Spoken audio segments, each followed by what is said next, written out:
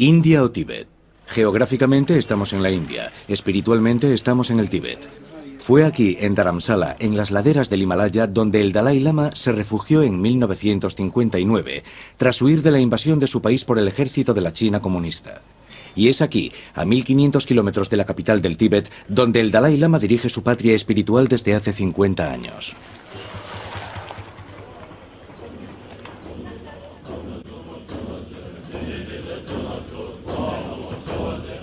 Dalai Lama, de una vida a la otra.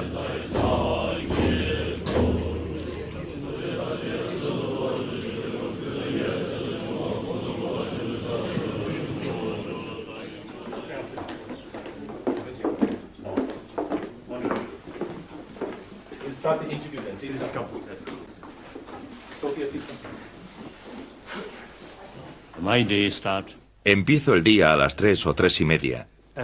En cuanto me despierto, pienso en Buda y rezo una oración de saludo escrita por el pensador Nagarjuna. Rezo la oración acostado y, en señal de respeto, pongo las manos así. Así que muestro respeto, pero sigo acostado. Como monje budista, en cuanto me despierto, trato de preparar mi mente. El resto del día mi espíritu debe ser más altruista, más compasivo. Y en mi vida cotidiana debo hacer algo útil para los demás. Luego hago algo de ejercicio físico. Camino un poco en la máquina. A las 5 desayuno. Medito y rezo un poco más, hasta las 8 o las 9. Después suelo leer algunos periódicos, o a veces vengo aquí, si tengo alguna reunión. Luego,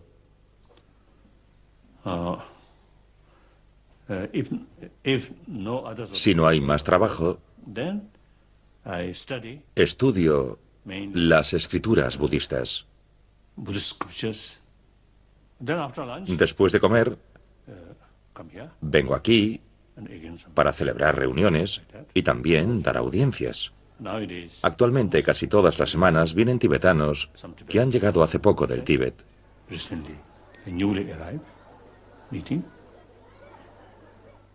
Luego, sobre las 5 o 5:30, tomo el té. Como monje budista, no ceno. Después, rezo de nuevo y hago meditación. Luego, sobre las 7 o 7:30, me acuesto. Duermo de 8 a 9 horas. Esa es la experiencia más agradable, la relajación completa. El Dalai Lama no es solo un monje budista sujeto como los demás a las 253 reglas de la vida monástica tibetana. Él es el maestro reencarnado, descendiente de una larga estirpe de hombres sabios y compasivos que han alcanzado el estado de Buda. Desde el siglo XV lo han precedido 13 de esos maestros y todos ostentaron el título de Dalai Lama, que significa océano de sabiduría. Una sabiduría que viene a buscar aquí gente de todo el mundo.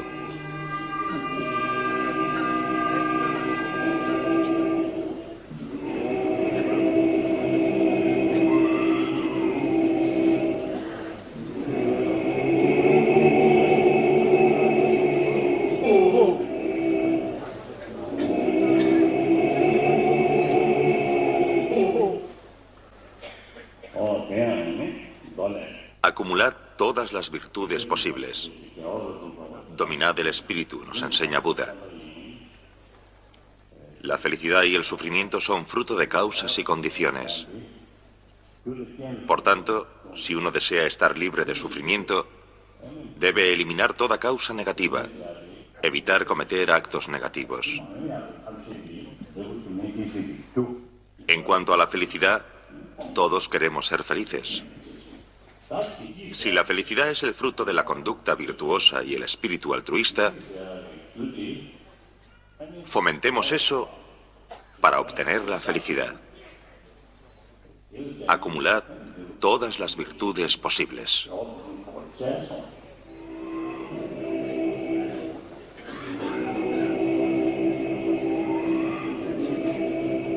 Estas enseñanzas se imparten bajo estrecha vigilancia. Además de ser el líder espiritual, el Dalai Lama es el jefe del gobierno tibetano en el exilio y está bajo constante amenaza. Por respeto a este título, el gobierno indio le otorgó la protección dada a un jefe de Estado.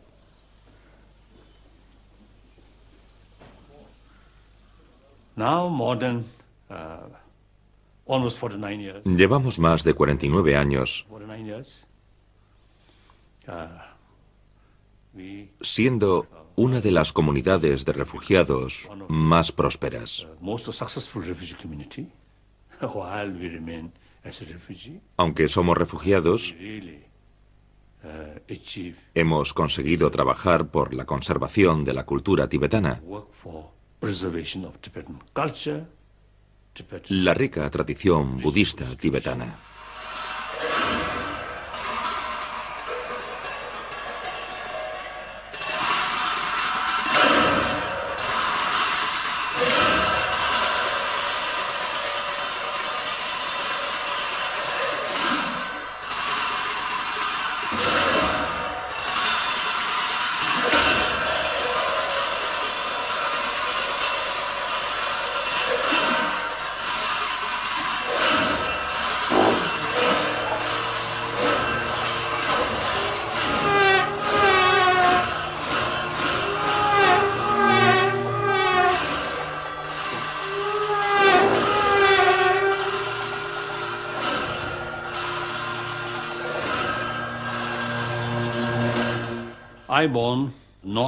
Nací en la parte noreste del Tíbet, en una zona muy remota.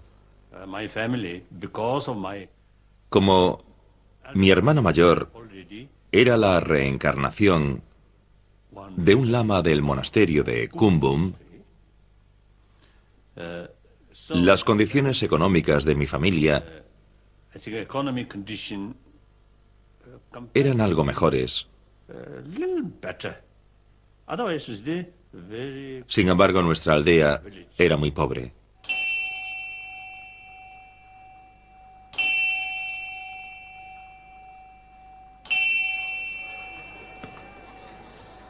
El paso de un pequeño estado teocrático pobre a un estado democrático moderno no se logra por decreto. Es un proceso largo y difícil que los predecesores del Dalai Lama en el Potala habían iniciado ya con reformas intensas y la apertura del país al mundo exterior. Fue el Dalai Lama número 13, que murió en 1933, el que preparó el camino para su sucesor y también guió a la delegación de monjes encargados de identificar a su siguiente reencarnación.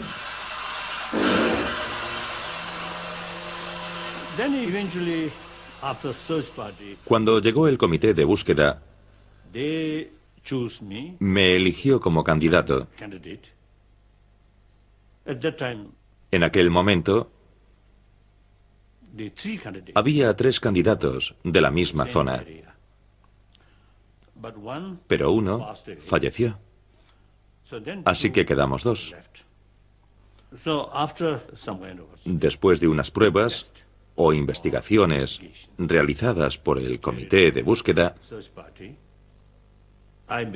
yo fui quien lo hizo mejor. Y eso los convenció de que el pequeño Hamo Dondup era el que buscaban. El nuevo Dalai Lama deberá cumplir los 18 años antes de asumir sus responsabilidades. Hasta ese momento, sus regentes y preceptores lo someten a la rigurosa disciplina del noviciado. Es esa instrucción la que lo hace merecedor de sus títulos monásticos de vencedor preciado y gema que concede todos los deseos. Las autoridades tibetanas construyeron una casa para mi madre. Yo vivía aparte. Residía en el Norbulinka. Casi todos los días iba a casa de mi madre. Y también ella y mi padre venían a la casa del Dalai Lama. Así que permanecimos muy unidos. Es difícil imaginar todos los aspectos de la vida de una familia regulados por rituales y protocolos, pero en los palacios de verano e invierno los hermanos del Dalai Lama nunca están lejos.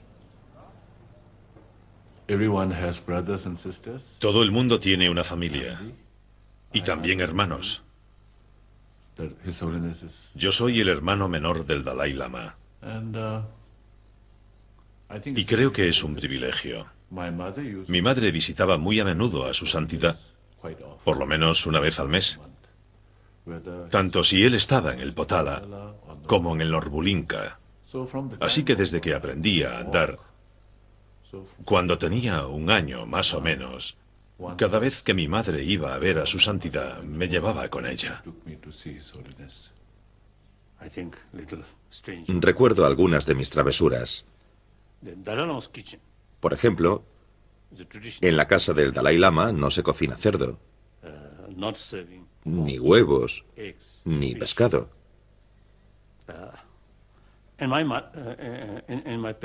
En casa de mis padres, sobre todo a mi padre, le gustaba mucho el cerdo. Así que, de vez en cuando, yo iba allí a comer cerdo.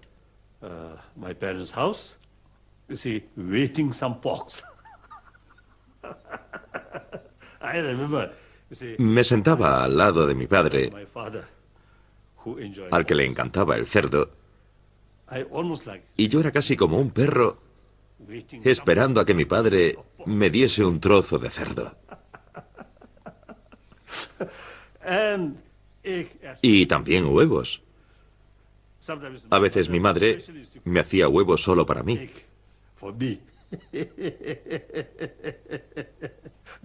Era una pequeña infracción.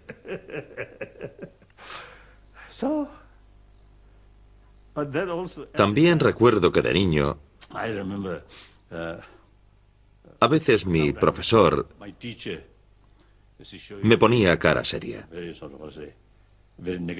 y a veces me reñía.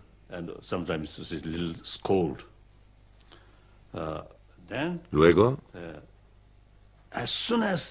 en cuanto acababa la clase, corrí a refugiarme en casa de mi madre, decidido a no volver a la residencia del Dalai Lama,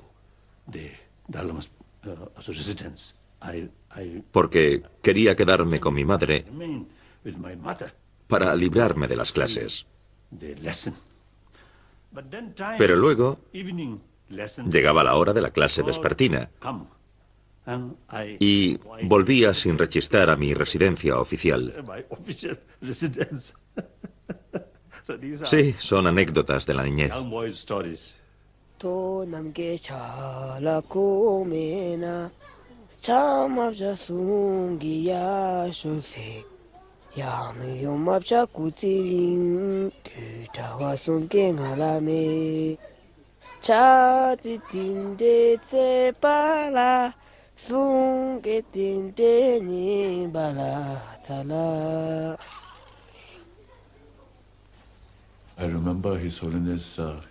Recuerdo que su santidad jugaba conmigo. Recuerdo muy bien algo que ocurrió en el Norbulinka. Cuando mi madre visitaba a su santidad, acostumbrábamos a pasear por el jardín y su santidad me dejaba cogerme de su dedo y que paseara con él. Lo recuerdo muy bien. Además, allí hay un templo o santuario fuera que tiene un leopardo y un tigre disecados, y parecían tan reales que me asustaba mucho al verlos, y su santidad me decía que no me asustara porque estaban disecados.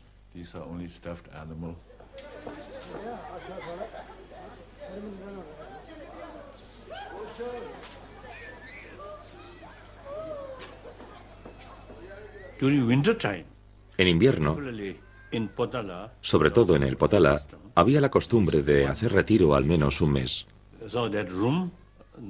Se hacía en una sala donde no entraba el sol. La ventana daba al norte y era fría. Creo que la sala tenía unos 2 o 3 siglos de antigüedad.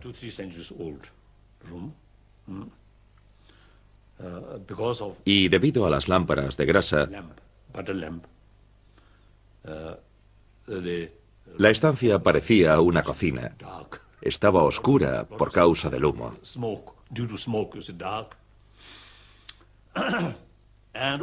Y también había ratas.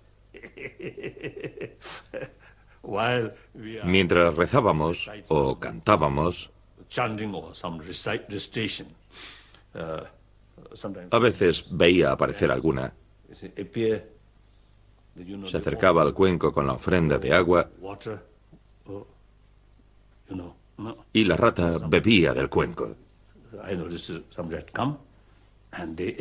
No sé si a los dioses les gustaba aquel agua o no.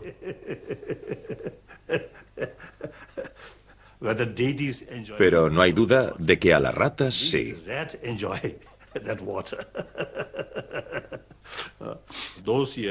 Durante aquellos años, mi maestro nunca me mostró una sonrisa. Siempre fue muy severo. A veces veía a los pastores, a la gente con ganado, que iba con sus animales de vuelta a casa, cantando. Y yo pensaba que me gustaría ser uno de ellos.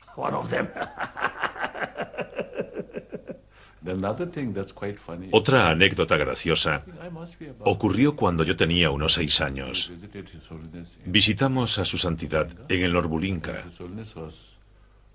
y él estaba regando las flores con una manguera. De repente, sin darme tiempo a apartarme, él apuntó con la manguera hacia mí y me empapó por completo. Y para secarme, tuve que correr por el jardín en camiseta.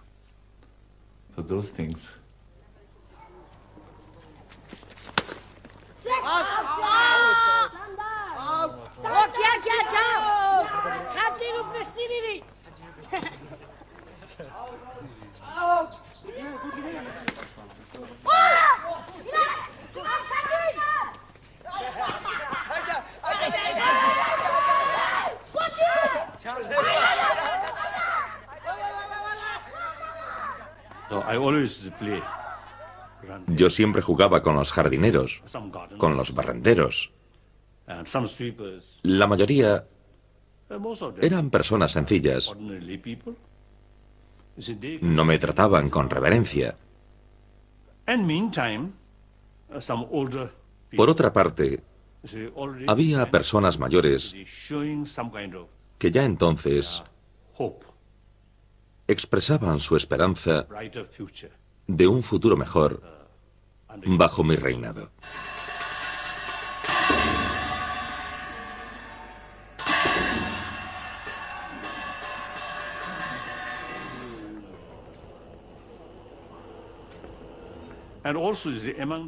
Además, entre los barrenderos mayores, había alguno que ya había estado al servicio del anterior Dalai Lama. Me contaron muchas anécdotas sobre su vida. Y aquello me ayudó a entender mi futura responsabilidad como Dalai Lama.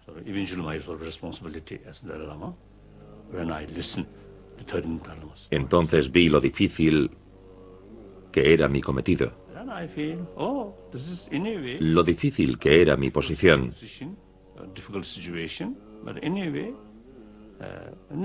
Pero cuando uno encuentra dificultades, es necesario enfrentarse a ellas. Así que como budista aprecio el valor de mis vidas pasadas. Las virtudes del buen karma, acumuladas en mis vidas pasadas, me han dado en esta vida muchas oportunidades de servir a los demás. Y también al Dharma de Buda. Así que el pensar en eso me da fuerza para poder continuar con mi cometido.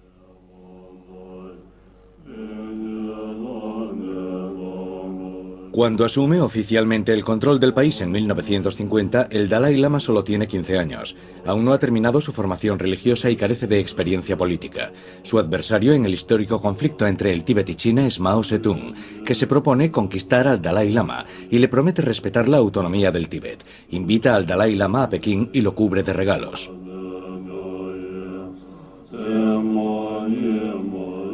El Dalai Lama sueña con una síntesis entre el marxismo y el budismo, al menos de forma teórica, porque en la práctica el ejército chino se comporta como una fuerza de ocupación y construye carreteras nuevas que faciliten su penetración en el país.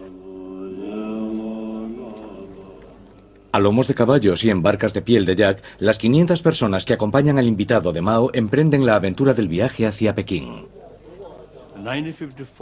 En 1954 fui a China. Fue una gran oportunidad para ver un mundo diferente. También pude reunirme con muchos tibetanos en las provincias de Amdo y de Kham. De modo que viví muchas experiencias, vi cosas nuevas y aprendí mucho. Además, conocí a muchos líderes, a grandes personalidades, como por ejemplo el presidente Mao Zedong. Aprendí mucho de aquella experiencia. Creo que a mi hermano, el Dalai Lama, le impresionó mucho la personalidad de Mao. Mao habla de buena fe y reconciliación. El Tíbet es un país grande que antaño dominaba China, pero está atrasado, así que necesita ayuda para desarrollarse y modernizarse. Mao incluso nombra al Dalai Lama vicepresidente del Comité Permanente de la Asamblea Nacional China, título honorífico que no tiene ningún poder político real.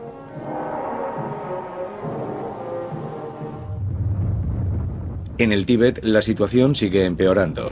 La brutalidad de los chinos contradice las declaraciones de Mao. Como respuesta a la resistencia popular tibetana, que el Dalai Lama no promueve ni condena, el ejército chino pasa a la acción.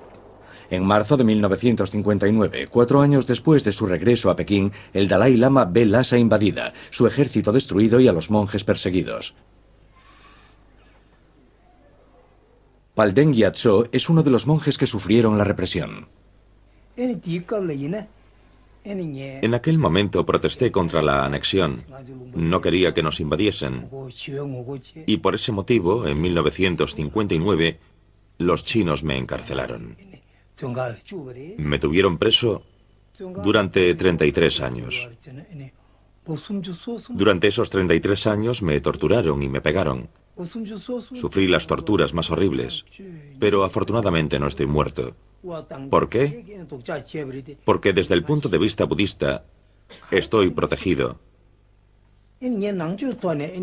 No fueron los chinos los que me liberaron. Amnistía Internacional escribió sobre mi situación y se esforzaron mucho. Lucharon para que me liberasen después de pasar 33 años preso. Les estoy muy agradecido.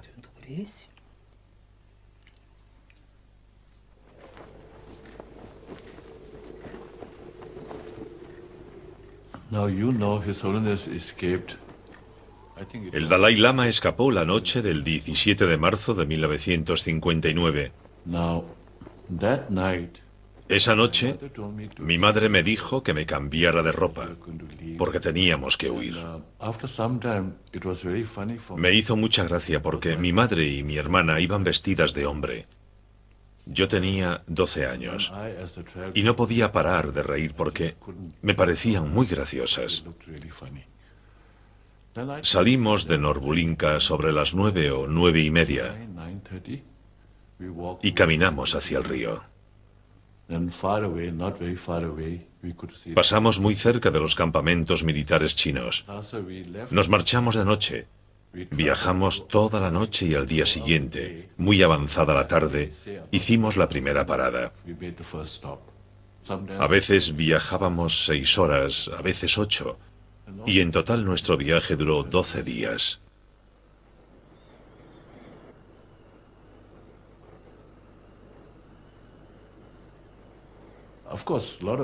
Por supuesto, muchos de nuestro grupo estaban tristes. Sufrieron muchas penurias, pero yo no sentía pena. No tenía que volver al monasterio a estudiar. Y todos mis seres queridos cercanos iban conmigo, así que no estaba triste. Recuerdo que, faltando poco para llegar a la frontera india, el Dalai Lama cayó enfermo. Estaba muy débil. Así que si ven alguna foto de 1959, justo antes de llegar a la India, se le ve muy delgado. La bienvenida de India a los refugiados tibetanos resulta lógica por la historia que une a los dos países. India, cuna del budismo, es como la maestra y el Tíbet es el alumno. Unos lazos más fuertes que la reticencia política de Nehru al inicio del éxodo de los tibetanos. Al llegar a la India, el Dalai Lama me dijo, ahora somos libres. Tenemos libertad. Porque aquí no hay control chino. Después, en el verano de 1960, mi hermano se trasladó a Dharamsala por consejo del gobierno indio. El clima de libertad política de India, opuesto al totalitarismo de China, anima al Dalai Lama a seguir con las reformas democráticas que había iniciado en Lhasa. Organiza un gobierno tibetano en el exilio, capaz de llevar los asuntos internos y extranjeros del país con notable pericia, valiéndose del Foro de las Naciones Unidas.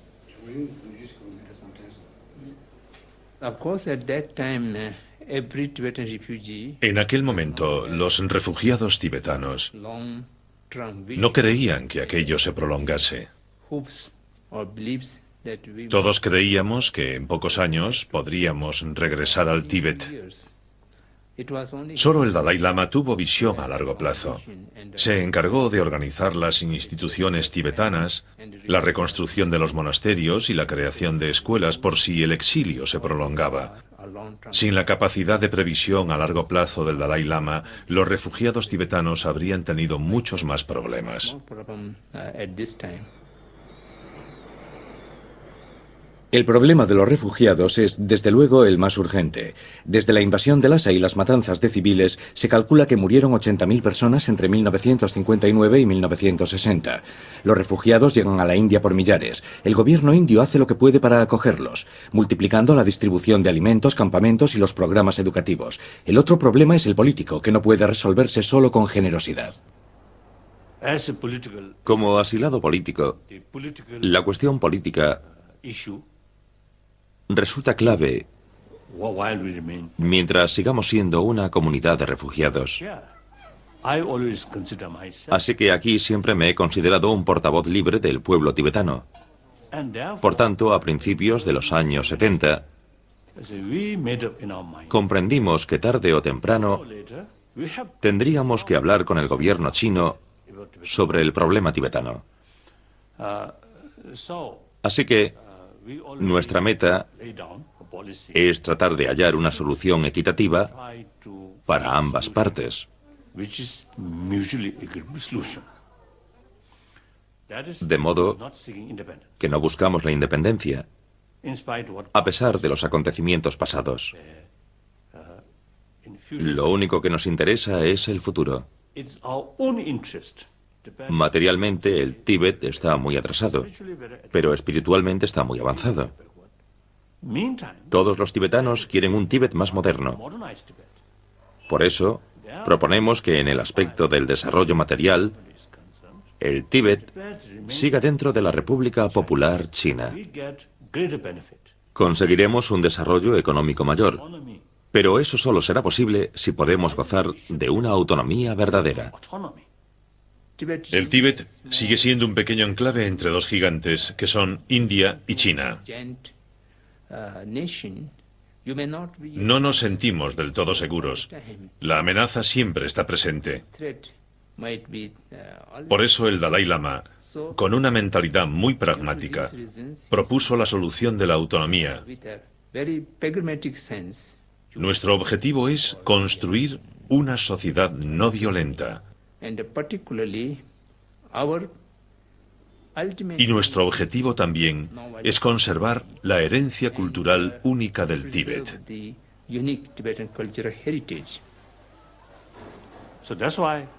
Por eso, siempre le decimos al gobierno chino que no buscamos la independencia, sino nuestro propio interés, pero debemos tener determinados derechos garantizados por la Constitución,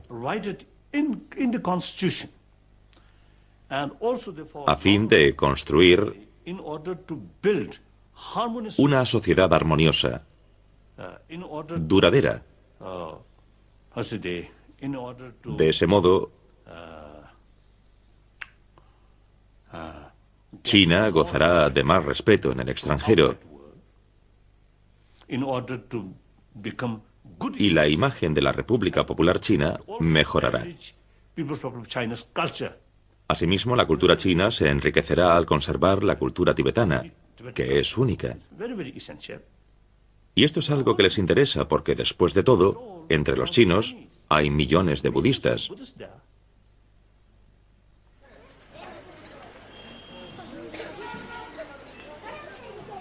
Entre los refugiados, que pasan de 20.000 a 100.000 en pocos años, hay víctimas de la reubicación forzosa de la población tibetana, sobre todo niños.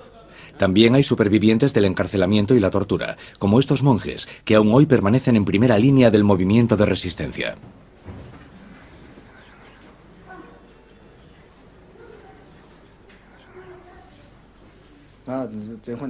Me detuvieron y encarcelaron porque, junto con otros 4 tibetanos, estábamos pegando carteles que decían «Larga vida al Dalai Lama, chinos fuera del Tíbet, Tíbet independiente».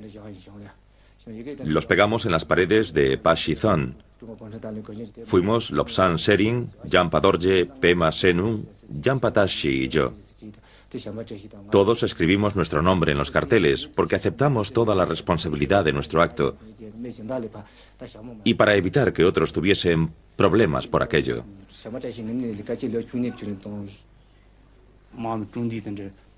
Los soldados llamaron a otros soldados. Nos apuntaron con pistolas a la espalda. Nos ataron en parejas por las manos y las piernas. Nos colgaron boca abajo unos minutos. Y después nos metieron en celdas. Nos interrogaron individualmente, pegándonos en la cabeza y metiéndonos porras en la boca y en otros orificios.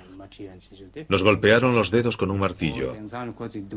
Todo lo que hemos contado es cierto. Sangrábamos por la boca.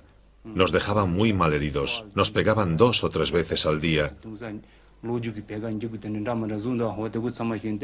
Nos torturaron tanto como si hubiésemos matado a sus padres. La pregunta es, ¿por qué nos hicieron eso? Ellos nos decían que éramos monjes y que la política no era asunto nuestro, no era asunto nuestro. Así que tenía que haber alguna organización que nos apoyase.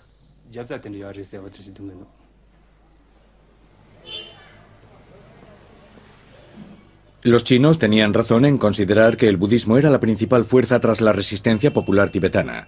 Para acabar con esa resistencia, la estrategia principal es atacar a la religión tibetana.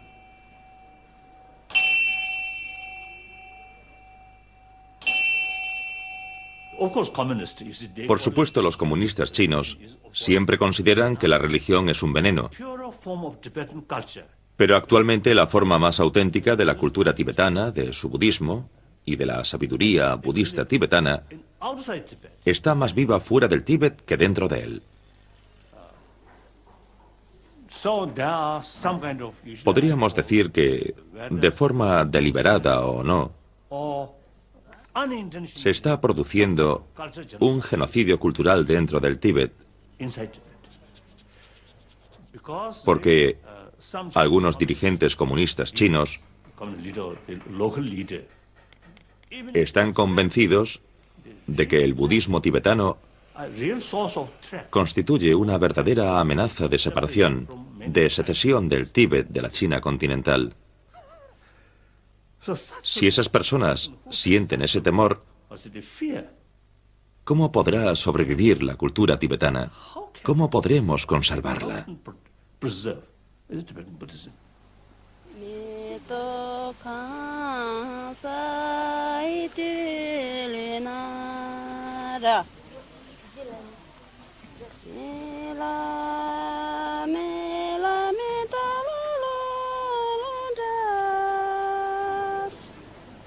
Si el budismo tibetano está en peligro dentro de las fronteras del Tíbet, su esperanza de supervivencia está fuera de esas fronteras, en el seno de la comunidad de refugiados y en los niños de la diáspora. Cada año nos llega una media de 500 a 600 niños del Tíbet. También llegan muchos niños de diversos campamentos de refugiados, donde los padres tienen dificultades para cuidarlos. Nuestra prioridad es acoger a todos los niños que nos confían y darles protección.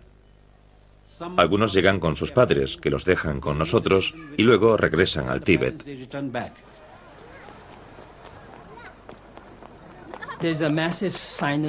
Hay una enorme sinización de los tibetanos y su cultura. En nuestra clase, si hay un alumno chino nuevo que quiere asistir a esa clase y no hay vacantes, un niño tibetano tendrá que dejarle el sitio al alumno chino y a menudo tiene que sentarse en el suelo o, por el contrario, abandonar la escuela.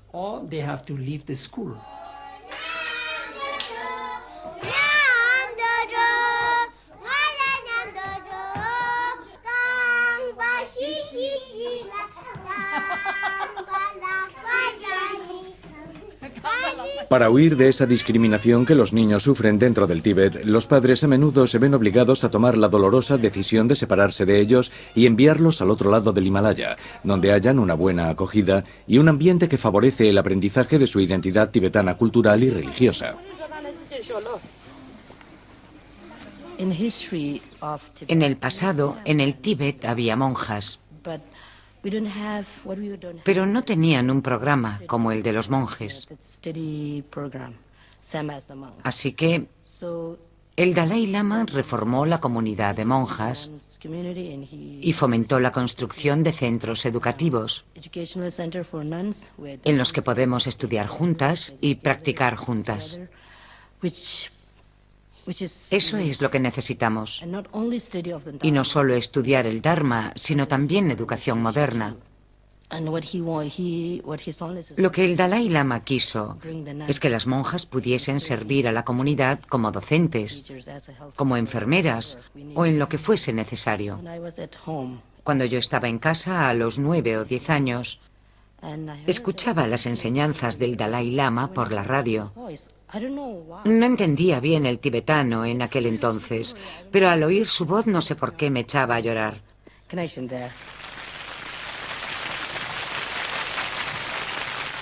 En 1980, tras 20 años de exilio, una delegación del Dalai Lama al fin recibe permiso para visitar Lhasa.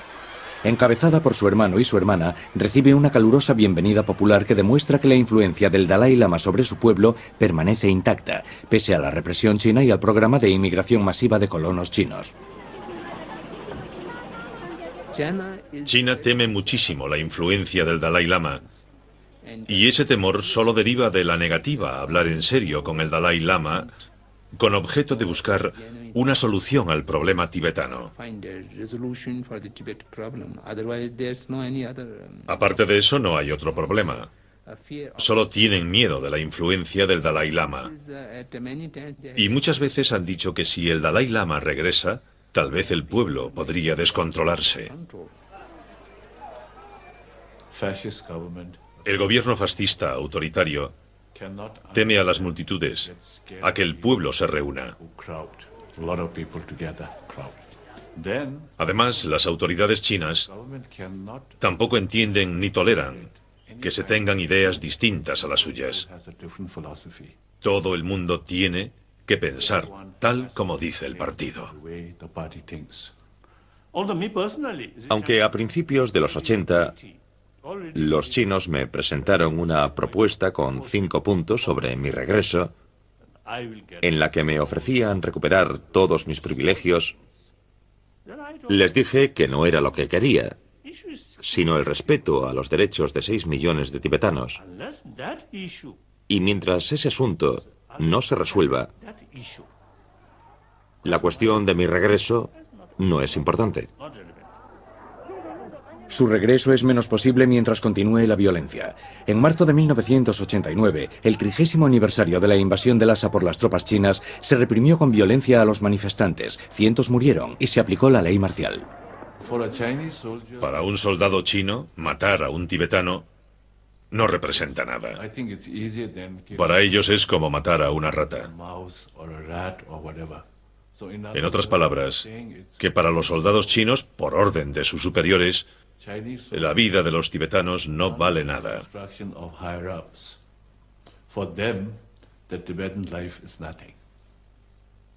Creo que ahí se ve bien el problema de la presencia de los chinos en el Tíbet. Para ello, los tibetanos no son nada. Hay que eliminarlos.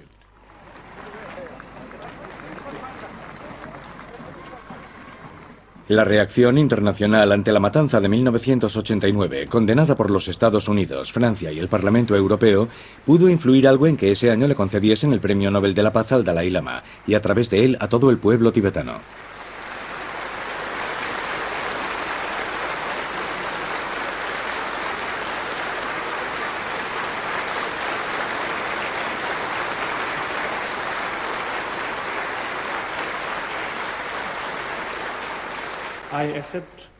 Acepto el premio Nobel con profunda gratitud en nombre de los 6 millones de tibetanos, mis valientes compatriotas que viven en el Tíbet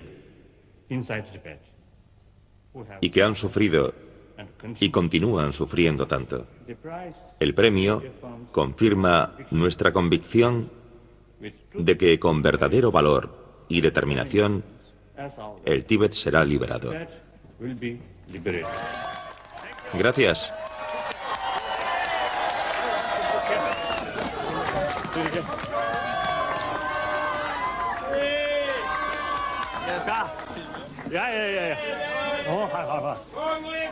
¡Tíbet libre!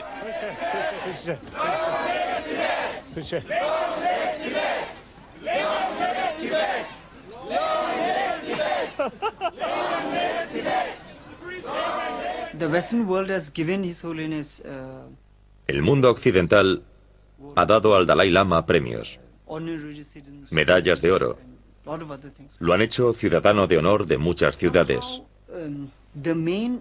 Pero el objetivo fundamental al que el Dalai Lama ha consagrado su vida es a lograr la libertad del Tíbet y a lograrla mediante la no violencia. Y para ello necesita apoyo. El Dalai Lama necesita ayuda.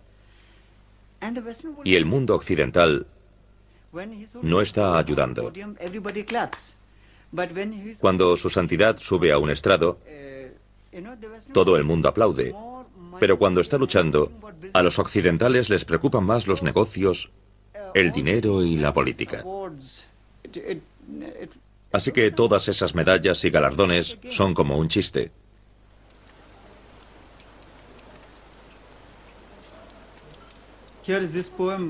Aquí tengo un poema que habla sobre mi fe. Lo escribí cuando estaba encarcelado en el Tíbet. Matad a mi Dalai Lama para que ya no crea más. Rompedme la cabeza, golpeadme, desnudadme, encadenadme, pero no me dejéis libre. Dentro de la cárcel este cuerpo es vuestro. Dentro de mi cuerpo mis creencias son solo mías. ¿Queréis conseguirlo? Mantenedme callado aquí. Aseguraos de que no queda aliento, pero no me dejéis libre. Si queréis, volved a hacerlo desde el principio. Disciplinadme, reeducadme, adoctrinadme, enseñadme vuestros engaños comunistas, pero no me dejéis libre. Matad a mi Dalai Lama y no volveré a creer. En él el preso se burla de la autoridad. Dice, podéis capturarme, podéis golpearme, podéis usar vuestro ejército, vuestra policía, vuestra ley, vuestros instrumentos de tortura, pero no podréis cambiarme, porque soy lo que mi fe es. Y porque mi fe está en el Dalai Lama, y jamás se quebrantará. Y si queréis que cambie, hacedme perder la fe. Si queréis que cambie, matad a mi Dalai Lama. Pero eso es imposible.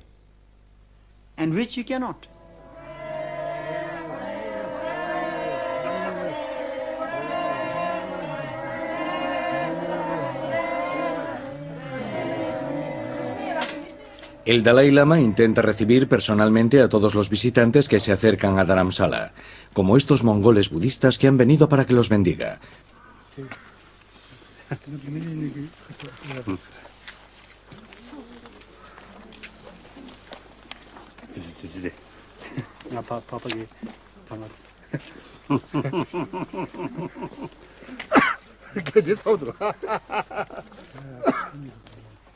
No olvidemos que muchos textos budistas fueron escritos por los mongoles, y todavía hay muchas costumbres comunes entre los dos pueblos, como la de ofrecer un chal de seda como símbolo de bienvenida o lealtad.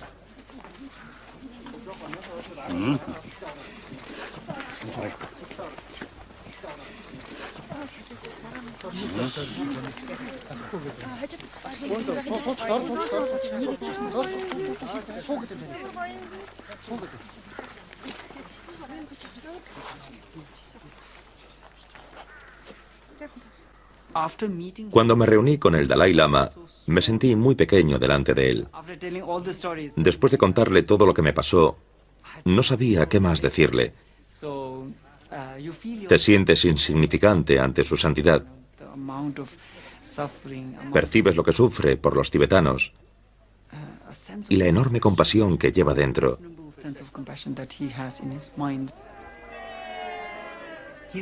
Él es como un faro, y ante la adversidad miramos hacia él y nos sentimos inspirados.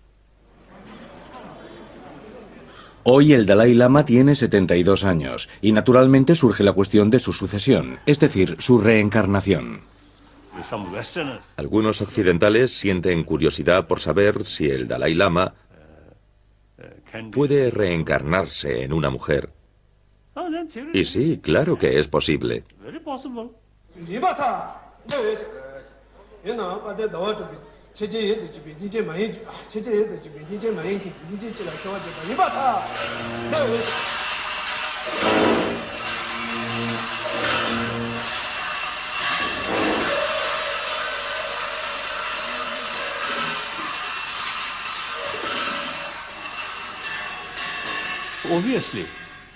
Evidentemente, el propósito de la reencarnación es completar las tareas de la vida anterior que no se completaron.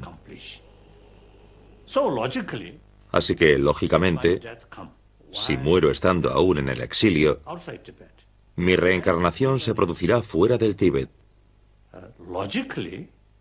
para llevar a cabo la tarea que empecé y que aún no he terminado.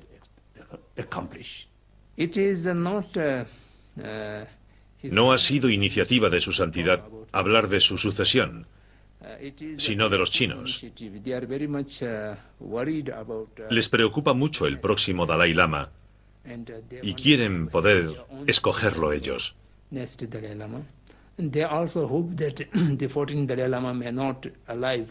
También esperan que el actual Dalai Lama no viva mucho tiempo.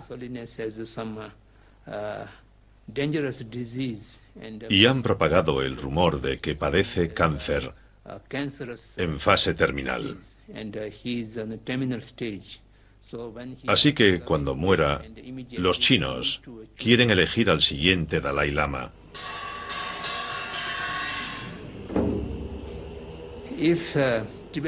Si el problema del Tíbet no se resuelve y si el 14º Dalai Lama no logra regresar al Tíbet en vida, el pueblo tibetano debe decidir cómo se elegirá al 15º Dalai Lama, porque será un tema crucial.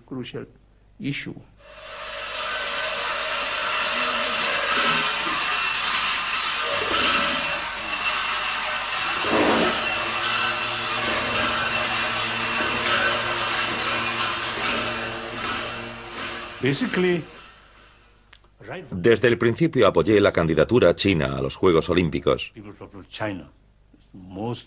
Es la nación más antigua, la más poblada del mundo, y merecía organizar unos Juegos Olímpicos.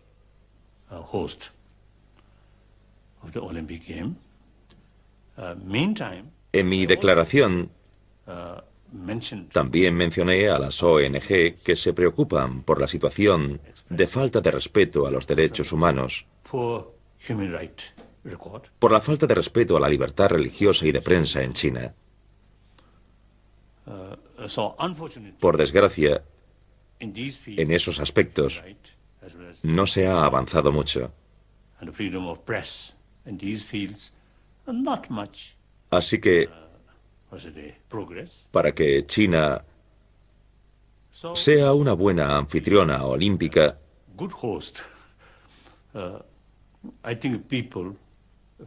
el mundo libre debería recordar a las autoridades chinas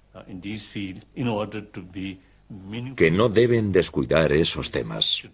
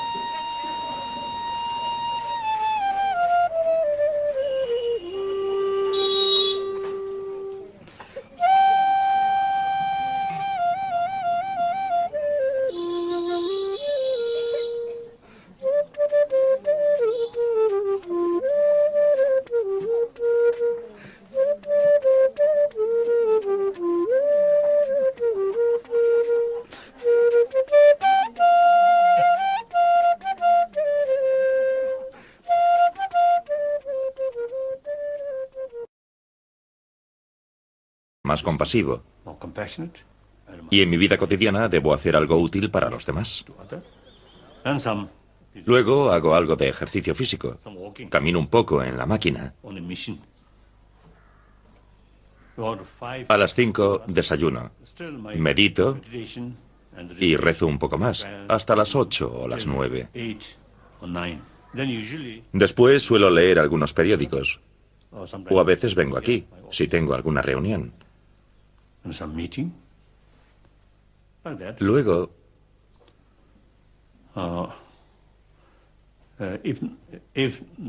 si no hay más trabajo, estudio las escrituras budistas. Después de comer, vengo aquí para celebrar reuniones y también dar audiencias. Actualmente, casi todas las semanas vienen tibetanos que han llegado hace poco del Tíbet.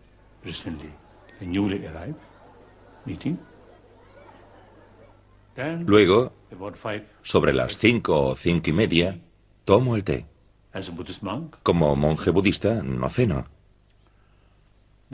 Después, rezo de nuevo y hago meditación. Luego, sobre las 7 o 7 y media, me acuesto. Duermo de 8 a 9 horas. Esa es la experiencia más agradable, la relajación completa.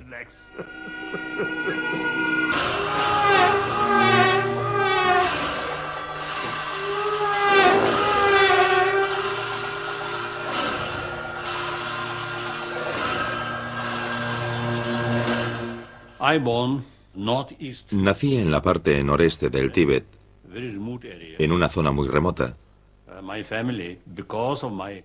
Como mi hermano mayor era la reencarnación de un lama del monasterio de Kumbum, las condiciones económicas de mi familia eran algo mejores. Sin embargo, nuestra aldea era muy pobre.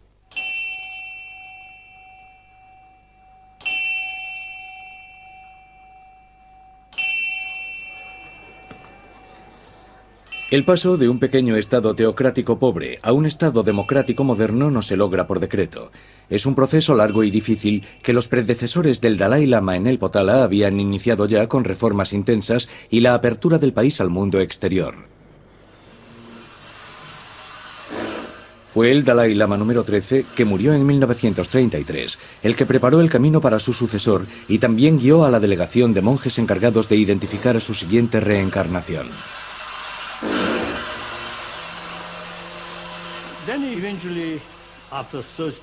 Cuando llegó el comité de búsqueda, El Dalai Lama no es solo un monje budista sujeto como los demás a las 253 reglas de la vida monástica tibetana. Él es el maestro reencarnado, descendiente de una larga estirpe de hombres sabios y compasivos que han alcanzado el estado de Buda. Desde el siglo XV lo han precedido 13 de esos maestros y todos ostentaron el título de Dalai Lama, que significa océano de sabiduría. Una sabiduría que viene a buscar aquí gente de todo el mundo.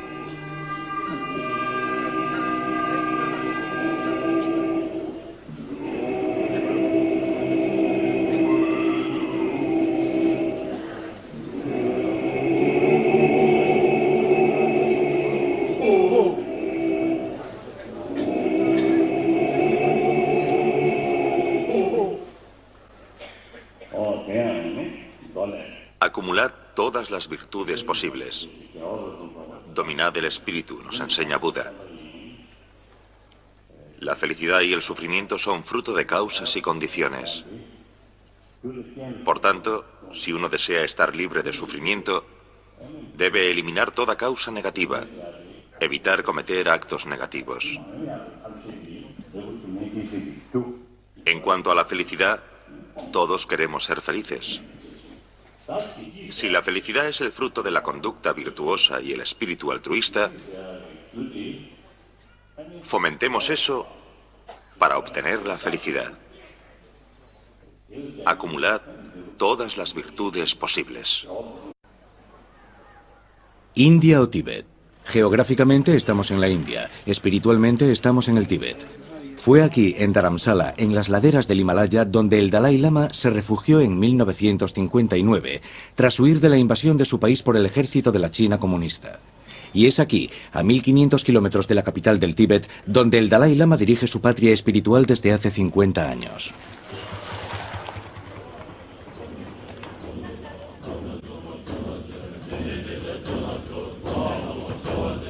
Dalai Lama, de una vida a la otra.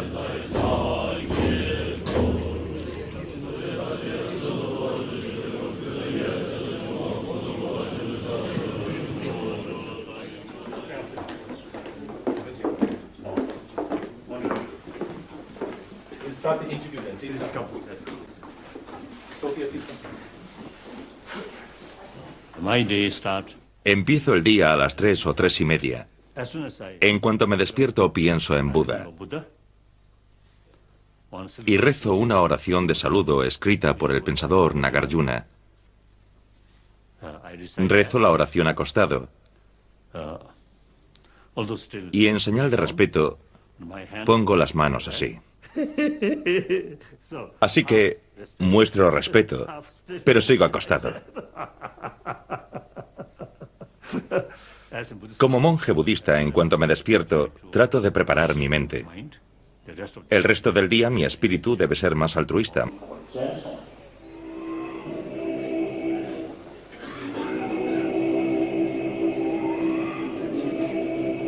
Estas enseñanzas se imparten bajo estrecha vigilancia. Además de ser el líder espiritual, el Dalai Lama es el jefe del gobierno tibetano en el exilio y está bajo constante amenaza. Por respeto a este título, el gobierno indio le otorgó la protección dada a un jefe de Estado.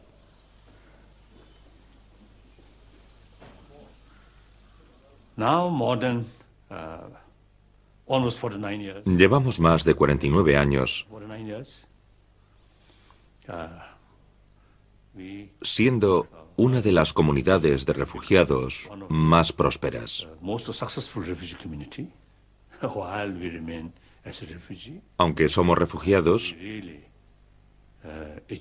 hemos conseguido trabajar por la conservación de la cultura tibetana, la rica tradición budista tibetana.